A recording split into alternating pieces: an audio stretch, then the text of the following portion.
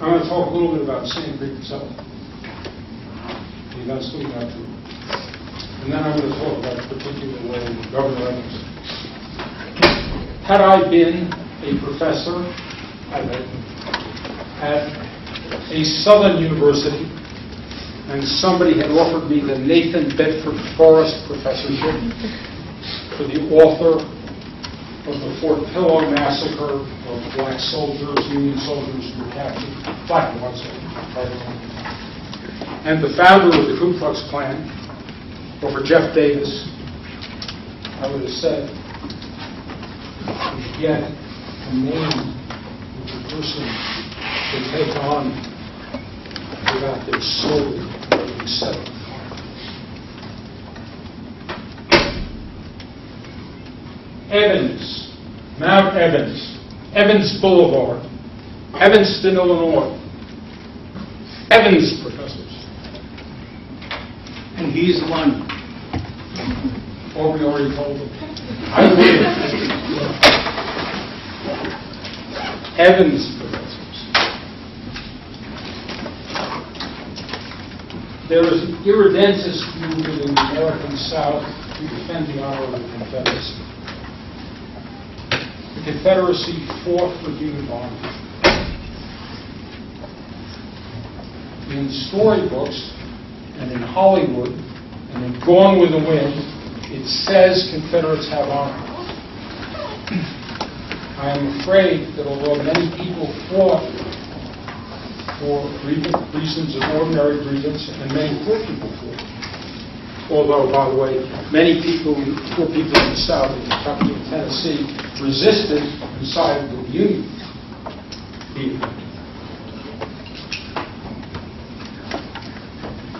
There is no honor in the Southern cause. There is no honor in fighting for human bondage.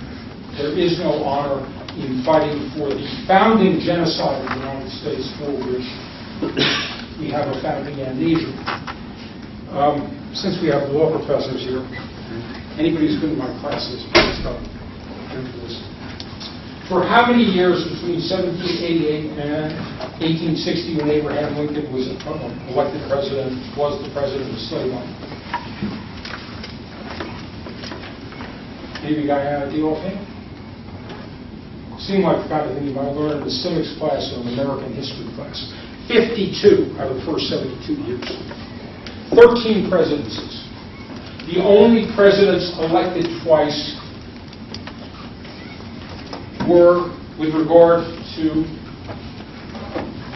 those who took care of them, those who worked for them, monsters.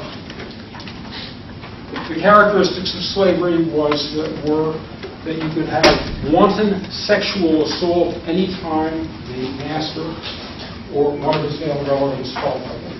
And there was a great mulatto population spawned out of this rape. And routine and extreme physical abuse. It was superseded by Jim Crow. And I was just at a Starbucks, and they always ask you there, you know, would you like a receipt? You don't want a receipt, do you? And I was thinking, if I was poor, let alone if I was non-white, let alone if I was black, well, I better get that receipt for somebody. I didn't have a receipt on this Starbucks. Who knows what would happen in good old U.S. of A. right now?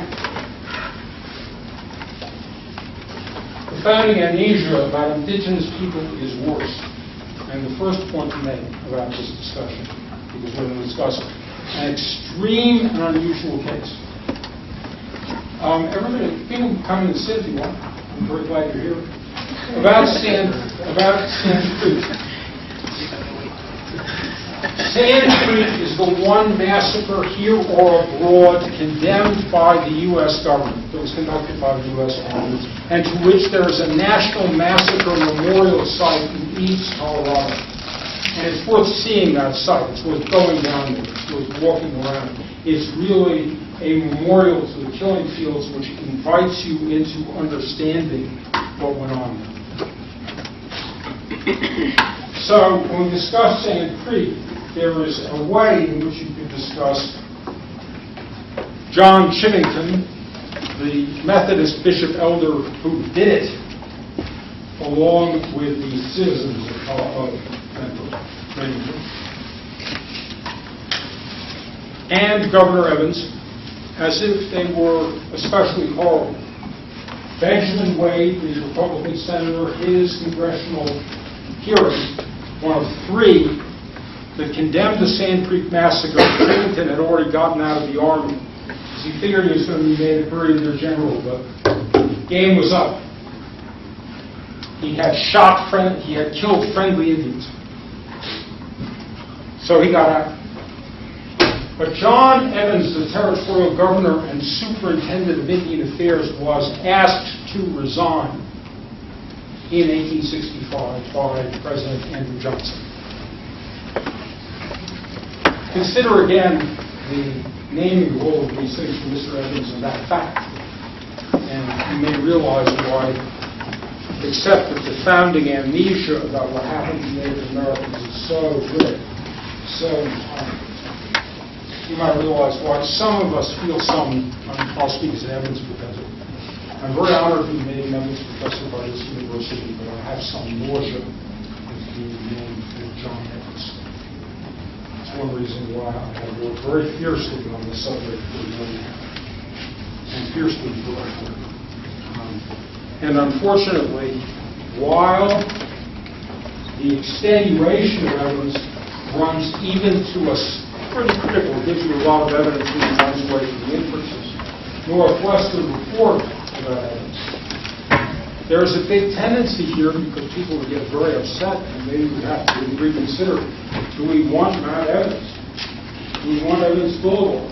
Do we want Evans Boulevard cutting across Downing, named for Chivington's assistant, Jacob Downing, who personally massacred peaceful camps of Indians, small ones, before the Sand Creek Massacre.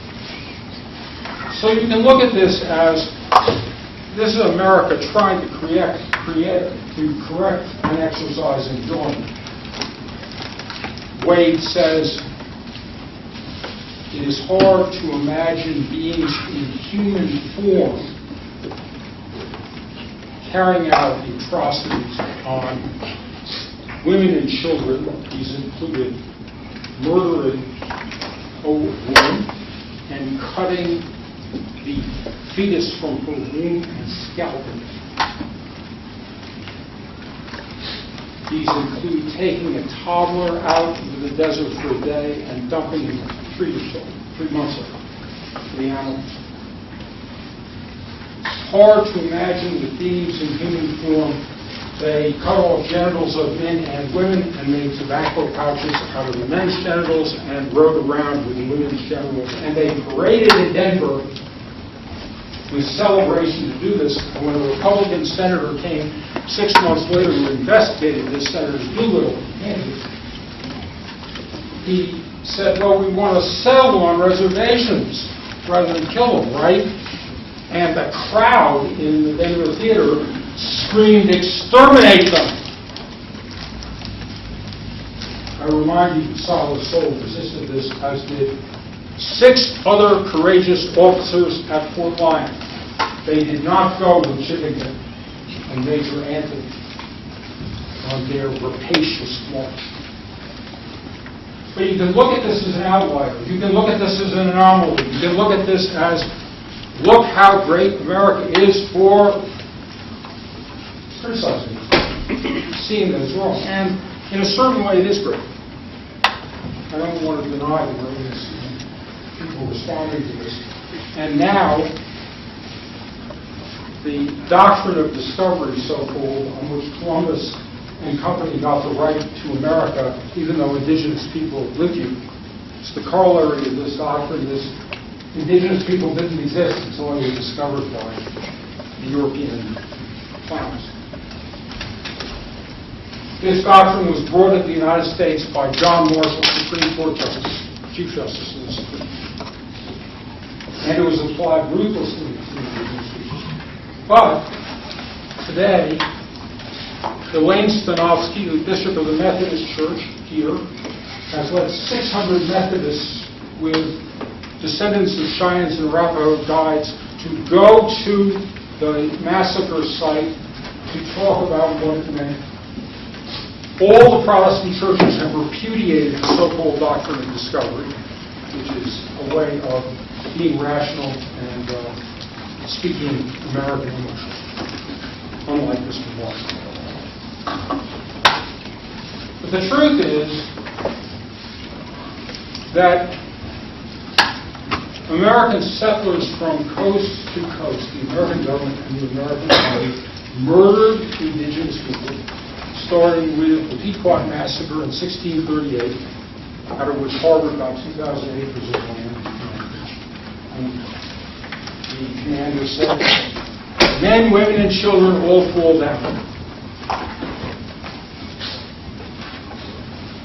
No rules of war, no tolerance for civilians, no tolerance for the elderly, no tolerance for women and children. That was one side of the removal of indigenous people in the United States from coast to coast. The Pequot Massacre, the Navajo Massacre in the West, the Bear River Massacre by Colonel Patrick Connor, the massacre of Wounded Knee. Hard to mention, battles with Indians didn't turn out to be massacres. That is, people fought back. They were defending their land against European colonialist Christian invaders. So when the invaders said, and Evans was big on this, you were savages. You attack us. So we're going to wipe you out. We're going to exterminate you. That was the word of the time. All these folks actually had the land. And the U.S. government recognized that wherever there wasn't a treaty, the indigenous people held the land. And one of the distinctive features of John Evans, which Bishop Clemmer Smith has made clear, and the essential part of our report, is that unlike other Indian agents and territorial governors, including Doty in Utah, and Idaho, especially, Evans did not recognize any rights of indigenous people to be on the land, ever.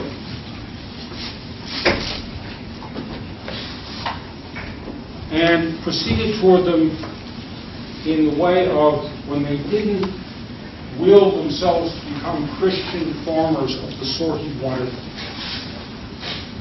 he allied with the military to wipe them out. And this was very unusual for an Indian agent. In Idaho, Doty actually worked for agreements with the same tribes, as I think shown these notes, whom General Patrick Connor, on his own book, massacred January 1st, 1863, which was a pattern for the massacre at Sand Creek. And in the meeting at Camp Weld, at which Evans refused to make peace with people who had come 400 miles with Major Wynkoop, led by Blackhead, determined to make peace. Blackhead had always made peace with the Americans. If there was a Native American friendly to the Americans, meaning he understood that the force of the United States was so massive and they would just kill the Indians that he thought there was no alternative. Being friendly to the United States is a little bit like, maybe in Sweden you could be friendly to Adolf Hitler compared to Russia. These were exterminators. That was Wynkoop's. He was Edward England. He was one of John Chivington's men, and all the men who looked up to him had orders to shoot to kill Indians on sight from early 1864 on. And he is the one who said, my men brought in 2 messengers from Black Kettle, and I had ordered them to shoot, and I was angry at them for bringing these people in. But then I read their message, and I realized that Black Kettle had from some raids in response to killing that I will describe to you by the Americans in 3 major battles listed on a monument down at the state capitol as battles of the Civil War. They had captured some women and children hostages, and Black Kettle purchased them with his own ponies to return them, because any Native American who was found out on the plains after Governor Evans issued his June 27th proclamation, and arguably before, and the leader of Chivington and Army, Chivington was the military commander around here, were all fair game to be shot. So just to come in and have a talk, Black Kettle had to figure out this extraordinary proposal, and Wynkoop wrote back to these 2 Native Americans who came. He threatened at one point to shoot them if there was any trouble. But he said, he talked to them, and he realized one of them had, Minimek had come with Ocean. Ocean is variously translated, but apparently means lone bear. It's usually translated with one eye. And anyway, Ocean had come with one eye because he was bringing the message, and Wynkoop asked him, "Why'd you come?" And Minimek said, "I came because I didn't think he should come along. I can't fly with him." And Wynkoop said from this and other conversations, I realized that I was dealing with people of a racist language at the time, nobler race than ours. And he said, I had been an exterminator with Native Chivington and Governor Evans until this experience. So my orders were shoot to kill. From this day I left that. And he did. And he's another great example. He's the one that Solid Soul wrote to. Because he had transferred, he was the commander of Fort Lyon, and he was transferred out because they could never have carried out this massacre.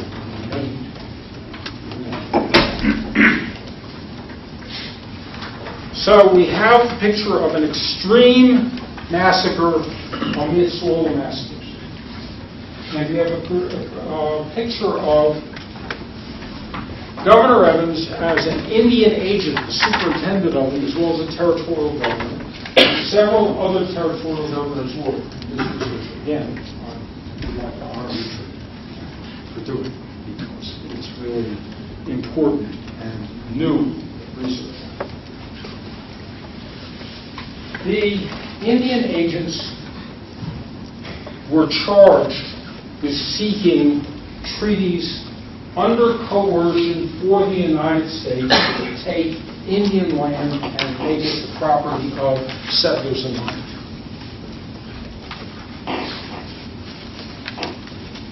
In other words, Indian agents were not good, particularly. But they weren't for killing them all. They weren't for, as Chivington says in a famous quote, and I've yet been able to write it down in print. I've done some of that. He says, gnats make lice, which is why when he rode with John Chivington, his order was, take no prisoners, kill women and children, wipe them out, exterminate them. And, by the way, Chivington was, as were all of the Republicans at the time, an abolitionist. And he was actually quite a big, terrifying guy. He liked to throw his weight around. And there's a story that he was going to preach in Missouri. And the Klan threatened him. Not the Klan, the Confederates. So he came out with 2 big guns. And he put them by the Bible. And he said, I'm going to preach here today. Anybody who wants to tar and feather me as I've heard. He has guns. But that was his high point, and his decline is more steep than Dick Diver and Fitzgerald's Tenders and more extreme. That is, he became convinced that his word was law, and he defiled so many moral things after Sand Creek that to talk about him is really pretty degrading. Evans, too, was an abolitionist with Lincoln. And the Civil War against genocides to free blacks, which recruited a lot of blacks, the noblest moment in many ways, or one of them in American history,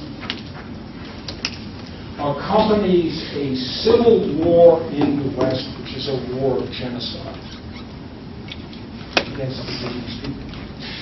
Starting in Minnesota, working through Nevada, Kit Carson against the Navajo, and of course the Sand Creek Massacre of Mr. Hunter, and coming here to Colorado at Sand Creek. If you look at the statue of the anonymous soldier of the Civil War at the state capitol, it is an irredentive statue put up in 1909 by people who by then liked the Ku Klux Klan. But they were big fans of the abolitionists, Evans and Chivington, and they memorialized them. And they have 4 battles in the Civil War. Every single one of these battles is an attack, an aggression by the U.S. Army led by Chivington and his allies against Native Americans, against peaceful Native American villagers. Every single one of them. There is no honor in any of those battles.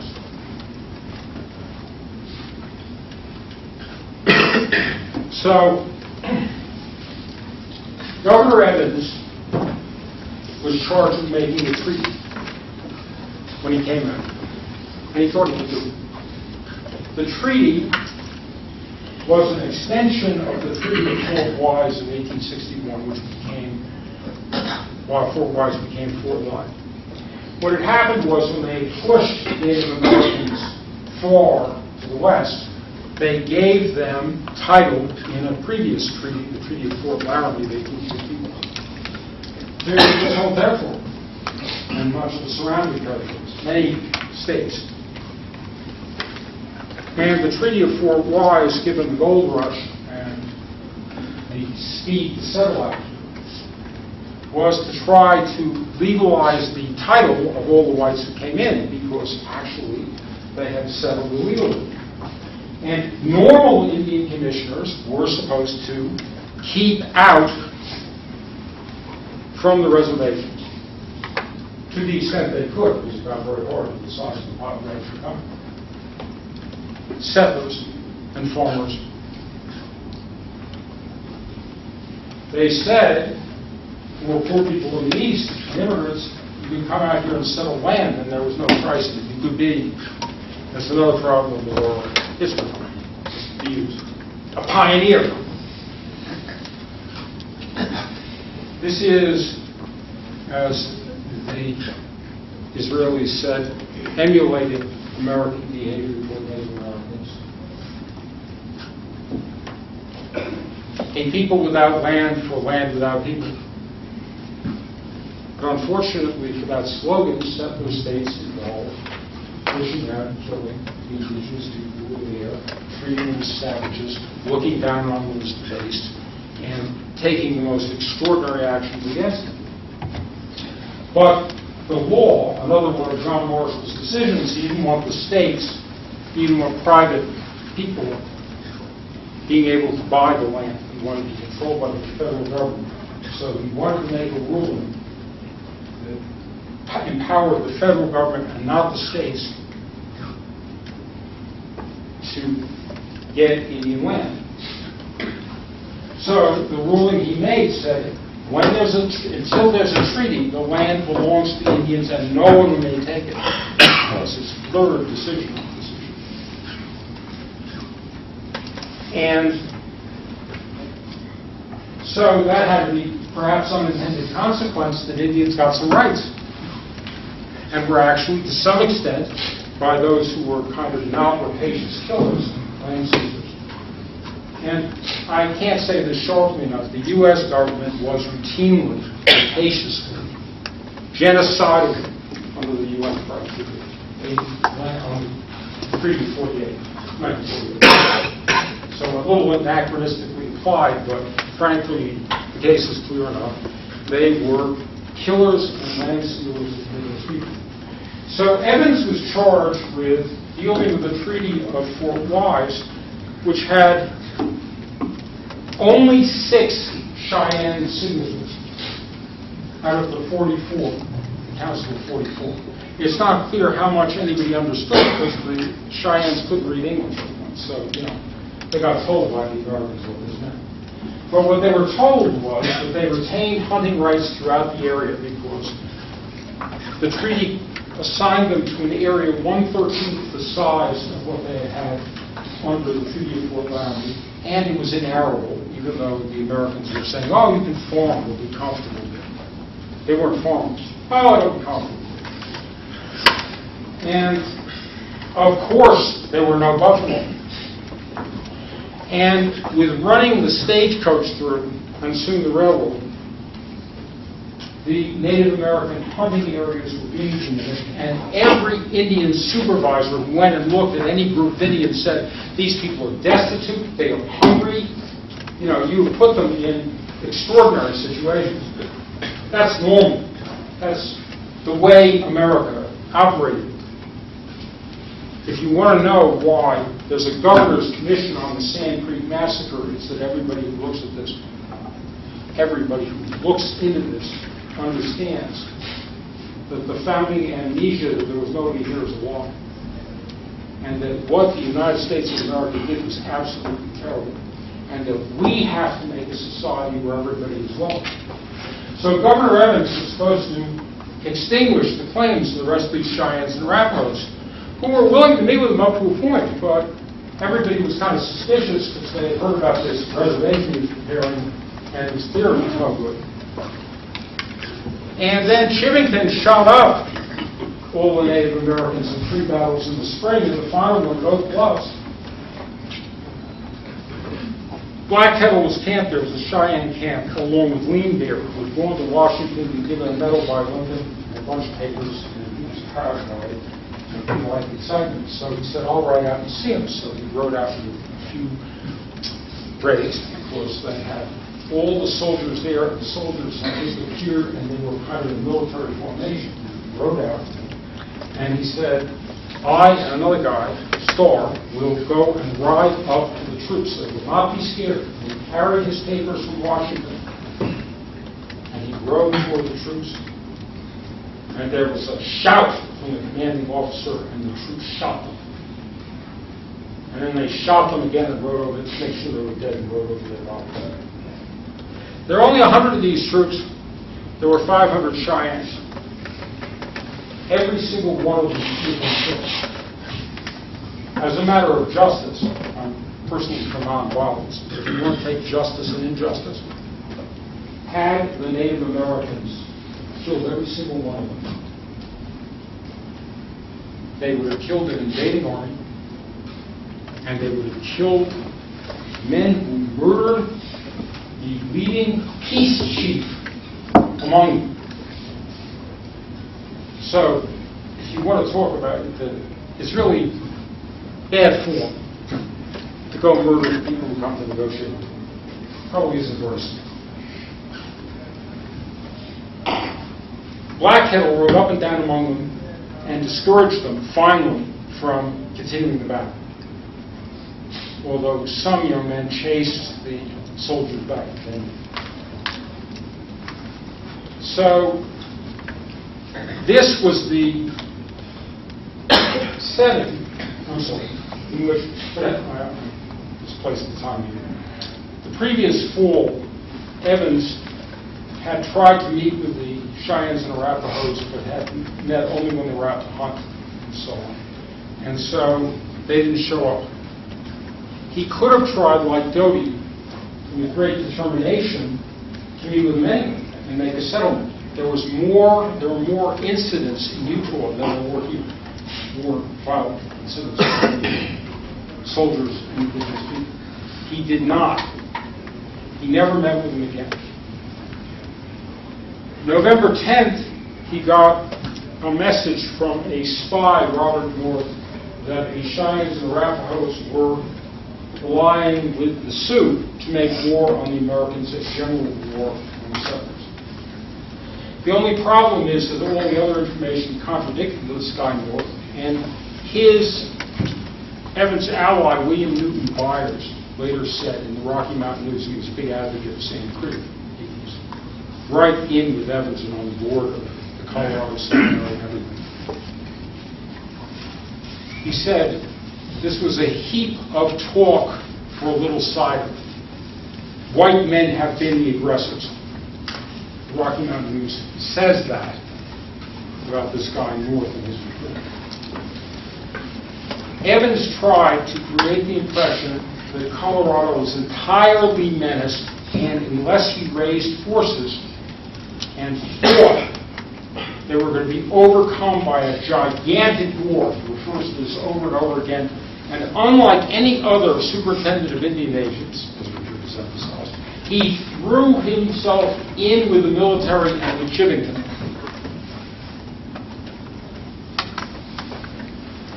General Samuel Curtis, in charge of the area at Fort Leavenworth, he said, hey, I got to fight the Confederates. We're fighting the Civil War.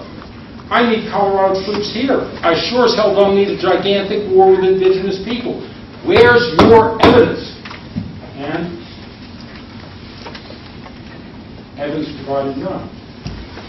One point later on, he said to his secretary, I wrote it down, what Evans says is merely sensational. He misspelled it. He spelled C-E-N. Sensational. Very funny. Or maybe it was the old spelling.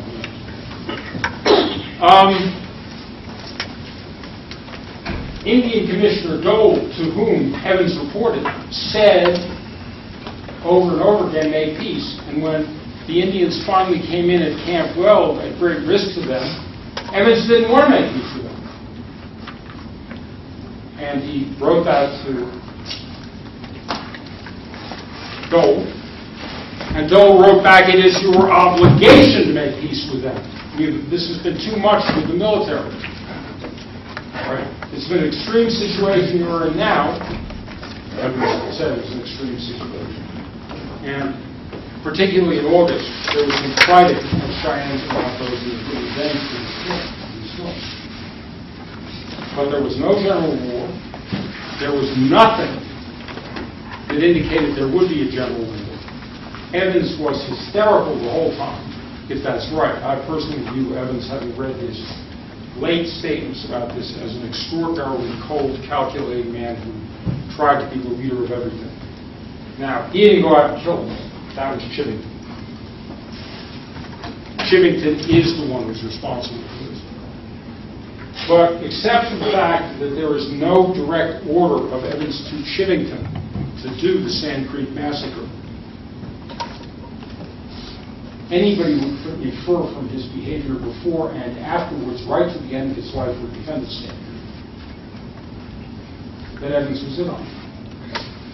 And Evans created the conditions for something like it, which is what our report said. Evans worked for war throughout this period. Evans issued a proclamation on June 27th after several of these battles and the murder of Lean Bear. On June 27th, Evans' proclamation said, friendly Indians, Cheyennes and Arapahoes will come to Fort Lyon and other friendly Indians indicated various places of refuge for. And every Indian on the plains afterwards is a hostile and may be shot. Note, that seems to be Chivington's policy from the earliest part of the year. And you don't have to think Evans ordered this. To help Evans, you have to think that he was deaf, dumb, and blind. And that he met with this guy. He wrote 20 telegrams to him in June and July. They were Masons together, Methodists together, on the board of the trustees of the Colorado Seminary together, which became the University of Denver in 1864. They were Republican candidate for Congress and Senate on the hope that Colorado would become a state. They were like this.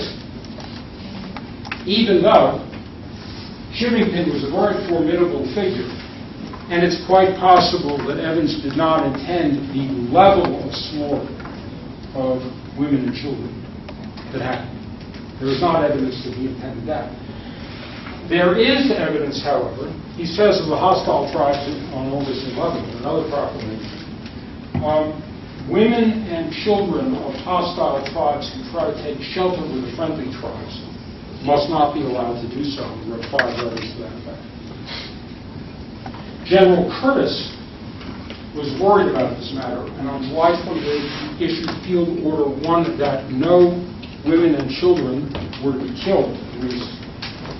They did kill lots of women and children, all the battles, and all battles.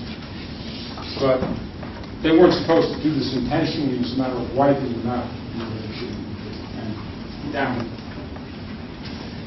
Evans' second proclamation, the first proclamation basically created a situation for hostile Indians, so-called, where Chivington's policy of shoot to kill, shoot on sight and shoot to kill, was the policy. On August 11th, Evans issues an hysterical proclamation in which he deputizes every single Colorado resident to go out and kill Indians. There is no parallel to this, and this is one of his critics, a surveyor, said to a defender of his later on, or a Republican senator, he said, "We have commiserated and talked a lot about the South, but can you imagine a Southern governor issuing a proclamation such as this?" And everybody should read this August 11th proclamation, because what it says is you can go out and kill any Native American on sight. We're to destroy, kill and destroy all hostile Indians. Kill and destroy all hostile Indians, and no women and children are allowed to come in. Now, the Cheyennes and Arapahoes wouldn't send their women and children in. They were all going to stay together. But Evans had this fantasy, and he wanted to make sure that the Indians on the plains would be killed. If you think about the mentality that went into that, if you're not scared by Governor Evans by now, you might get scared. The United States policy was divide and rule. You divide up the friendly from the hostile Indians, and you make as few hostile as possible, especially during the Civil War, because you don't have all the troops to go out and fight hostile Indians. So you don't want this war in Colorado. Thank you. Not John Evans. 100% for war from fall of 1863, November 10th on. In all of his letters to the higher officials, alarmist, although, by the way, now we're all alarmists here. Working hard with Chivington and eventually subordinating himself to Chivington and saying that the power was with the military. And one reason why people have been somewhat confused is they thought, rightly, that since Evans had no role in military command, therefore Evans hadn't illegitimately, in violation of his office as the supervisor of Indian affairs, turned his authority over to the military. He was the only one who did this. He was not required to. Indian Commissioner and Territorial Governor Doty, he went and conducted negotiations with people after Connor waged this war at Bear River. Did Governor Evans do so? No, Governor Evans did the opposite. Governor Evans says, since Connor was waging war, if he were the usual governor, I have no authority. I cannot do anything. So Evans commanded that settlers go out and kill and destroy hostile Indians and take their property away. So if you talk about the troops who were finally mobilized to go to Sand Creek, they had Evans' words ringing in their ear. On September 28th, Evans was confronted with meeting the indigenous leaders brought in over 400 miles by Major Wynkoop. Wynkoop had to meet with him to get him to agree to meet with the people who come 400 miles. The reason for this is he said repeatedly, look, what will I do with the 3rd Regiment?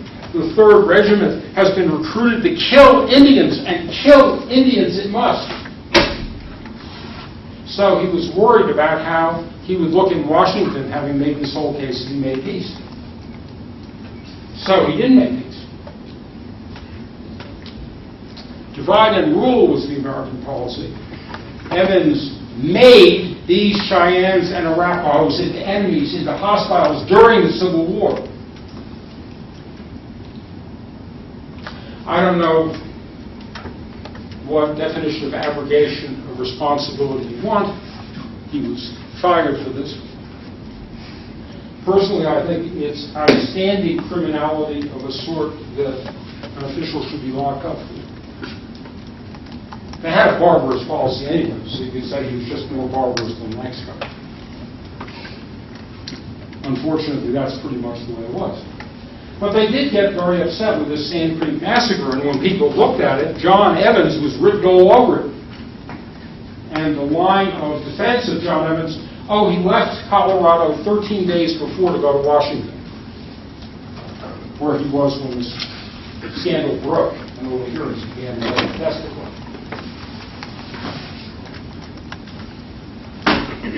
So, I'll just make one other point. Doty traveled hundreds of miles to make treaties with the Native Americans. Evans gets the benefit in the Northwestern Report of a treaty made by an Indian agent in New Mexico with the Utes down south. He did not negotiate.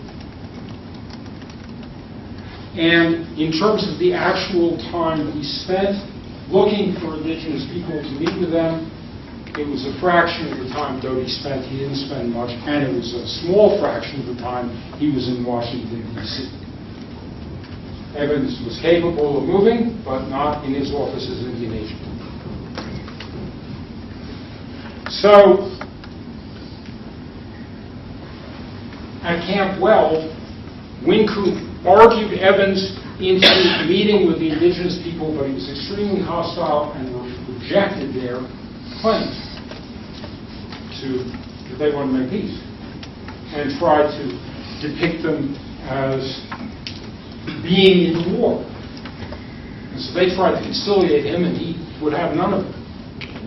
But they were determinedly trying to make peace, and they come in with Major Wynkoop, who was the commander of Fort Lyon, and it had been his instruction, which they had only gotten after 4 months, that Cheyennes and Arapahoes, he didn't mean them, he meant some other Arapahoes, could come in to Fort Lyon. Because you see in the first proclamation he made on June 27th, what he said was, 3 months, what he said was, friendly Indians will come in, no date specified. Everybody else is hostile. So the minute he issued that proclamation, every other Indian was hostile at once, including these people who signed the Treaty of Fort Wise, who have desperately tried to negotiate. These people are the ones who refuse to make peace with them. If you think this case isn't an outlier among American governors and slaughters, you'd be making a mistake. They are very bad. Some of them are determined on slaughters, but you can't beat John Evans. John Evans was a high roller for military stuff, and as Gary Roberts says, his actions created the conditions for something like Sand Creek. If he didn't order Sand Creek, they created the conditions. Uniquely. I'm telling you this stuff, and I'd urge you to read. We have some stuff on our DU website, documents about this. Inform yourself about this and talk to others about this. We really need a whole change of atmosphere on this campus and in this state. Everybody's working for it now. The Methodists are working for it. The governor's working for it. Bob Kuhn is led the way here. We've got to change this. A state which lionizes John Evans is not a civilized place for any decent person to live in who knows this book. And it certainly is not welcoming or accepting of indigenous people. You can't have a multi-racial community which includes the non-white people most victimized by the United States of America in colleges or in life if these people are honored in this way. So, a number of us have been working on this for over a year. Many people in Colorado have been working on this, but frankly, we'll need your help. It ain't going to happen without you. It ain't going to happen without us. We're not going to have a democracy or a decent place unless people stand up for the truth. And by the way, I think that's what education is about. You stand up for the truth.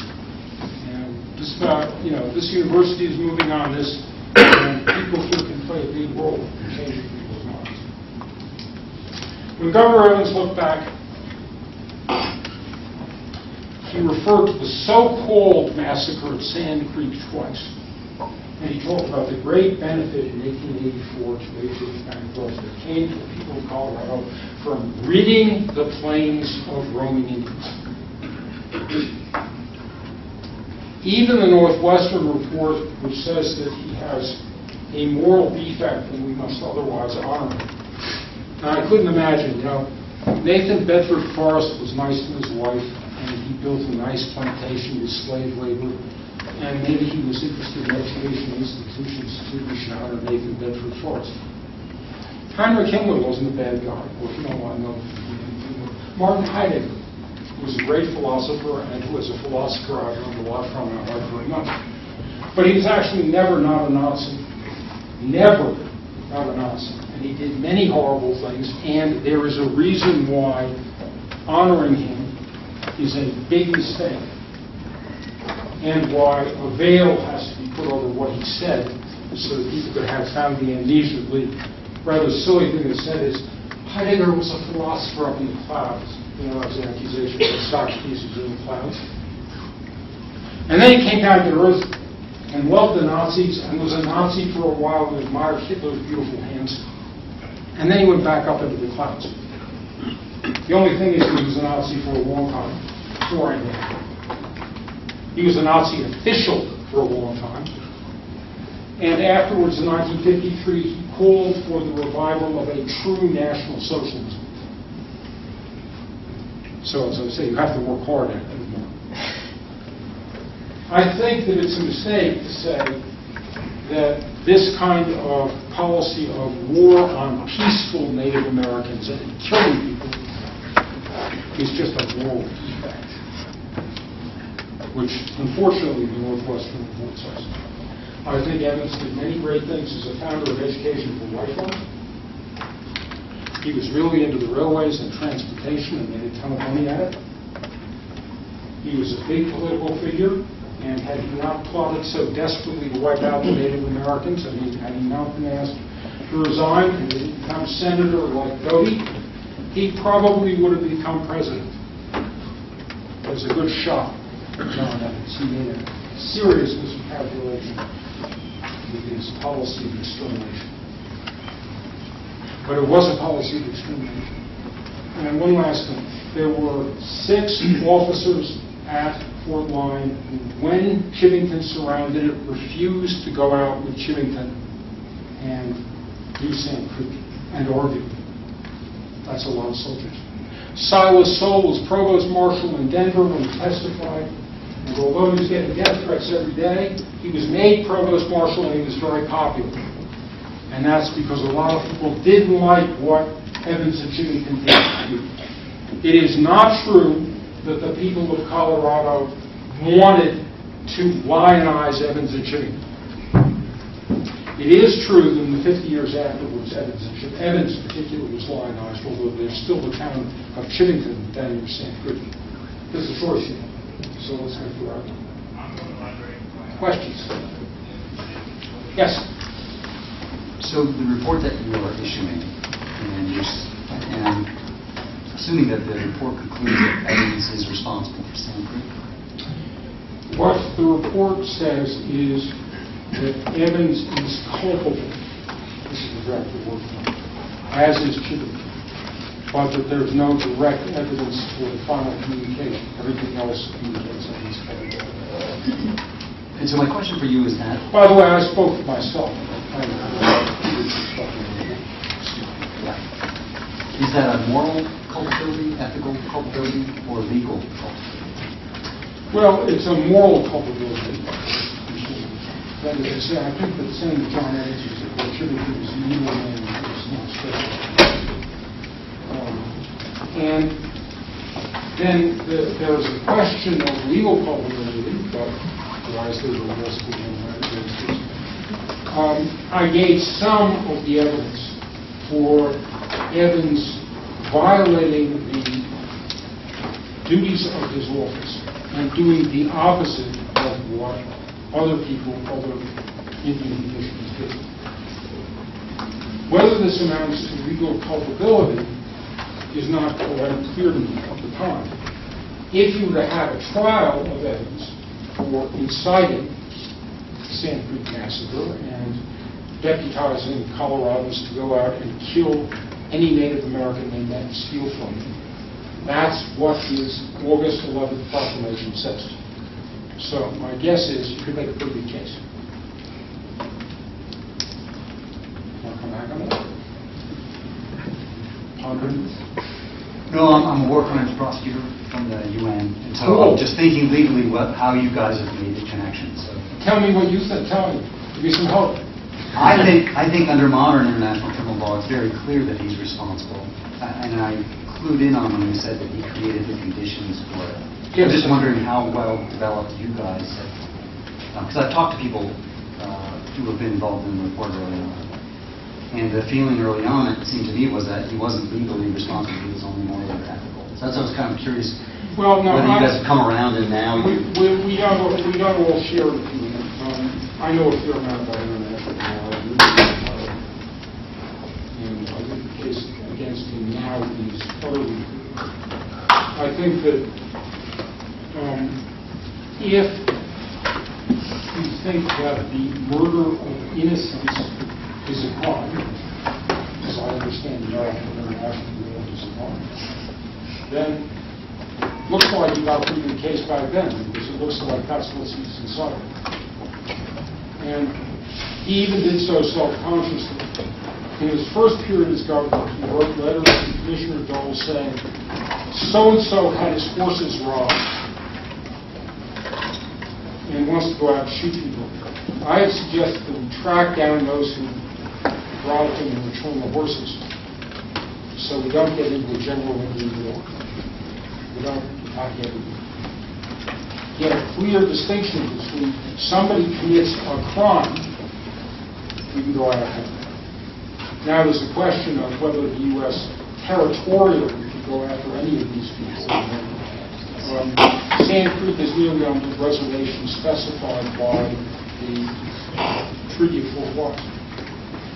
If it was an Indian territory, it looks like there's a case to be made that they just went in there and were under the Treaty of Fort Wise, it looks like the U.S. had given them a safe place, and these were friendly Indians, which is why there was an outrage in Washington. And we murdered them there. We never mentioned we murdered them there. So it looks to me like set this argument up and hired a bunch of different ways. You think that Chivington was subordinated militarily to Evans? No, he wasn't at all. He was subordinated to General Curtis.